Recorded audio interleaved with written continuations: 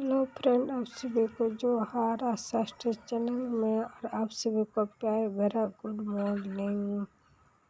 आज का धूप बहुत ही तेज है और हम सुबह होते ही बारी तरफ पहुंच चुके हैं और हम लोग का रसून भी बहुत ही अच्छा हुआ है। और इधर आम का पेड़ सब है, आम भी मंजर गया है। इस बार आम बहुत ज़्यादा मंजर रहा है, खाएंगे। आम काफ़ी ज़्यादा मंग रहा है, देखने में भी अच्छा लग रहा है। और हम लोग का रसून भी बड़ा बड़ा हो गया है। धूप भी बहुत ज़्यादा है।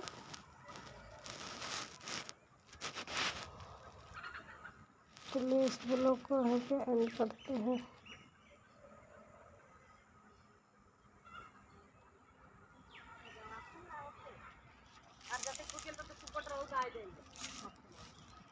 हेलो, कहाँ है? आओ आम बहुत ज़्यादा है।